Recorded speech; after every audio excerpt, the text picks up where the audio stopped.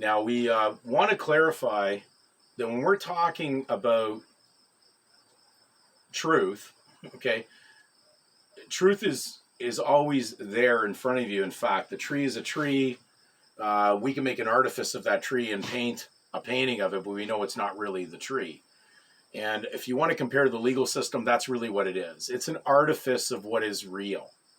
And so they try to mirror it so that there's a jurisdiction to control basically a chaotic amount of crazy mass populations of people who don't have any understanding or comprehension of who they are. They're so far away from believing in a creator and a God who started it all off that they're willing to believe in things as stupid as Darwinism and evolution. So this type of institutionalized audience do not realize that legal is not real. It has nothing to do with reality. It just mirrors what seems to be in reality, and then it tags it with a term that's legal. So when we're talking about non-legal citizen, okay, because I have to put that word legal in there because they'll always say non-citizen in their law books that are pertaining to their legal rules and regulations. So non-legal citizen is the only way we can describe it. So every time we say something in the world that you're existing in that deals with money, deals with anything to do with positive law, man's law, you're dealing with legal. Therefore, when they're talking about a citizen or a non-citizen, it's basically legal pertaining to. So non-legal citizen or legal citizen. So in the UN handbook, or in the UN basically code of declaration into human rights and the things they use in that direction, they will refer to non-citizen with a definition, and then, of course, a non-legal citizen. So let's look at what is really the definition that they would have for that.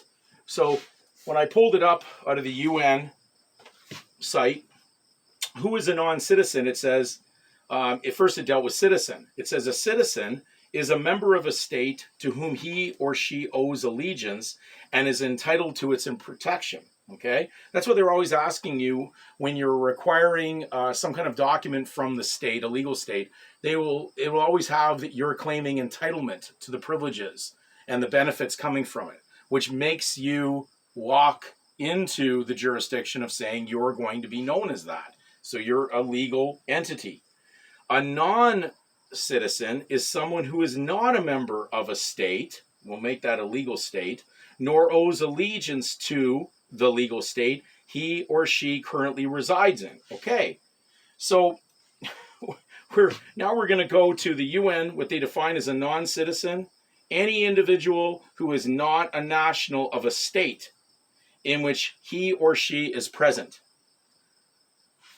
Now you got to follow the pattern on this because this is like joining the dots. So they just said there that a non-citizen under the UN is any individual who is not a national of a state. So now we got to go to the word national.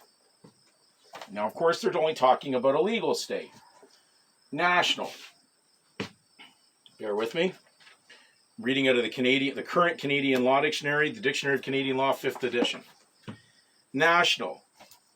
An individual possessing the nationality of a particular country. Any legal person, partnership, and association deriving its status as such from the law in force in a state. Okay, so they're very clear on that. Very, very clear on what makes that legal citizen. So if you are basically claiming to be anything in the legal, you have to have a legal tag beside it, so it would ensure the fact that everybody's going to have a tag name that identifies them in the legal, and that's why the legal surname is in place. That's why it's so important in their system. We lose focus on this when we start going down these crazy rabbit holes where people are starting to play, oh, I'm this, and they're carrying around a birth certificate that's an important legal document. It says right on a lot of them And then on the next minute, they're going to go, I'm now going to file a declaration of status.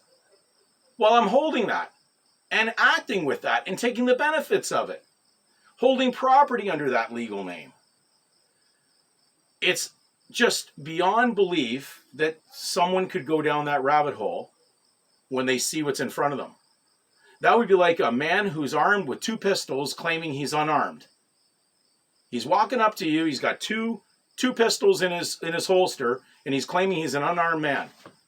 And that's the way the society that you're surrounded with deems you to be when you're carrying legal status title. It is a legal, civil, pagan condition.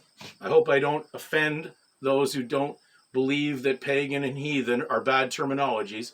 That's just because you don't know the words and you don't understand the association.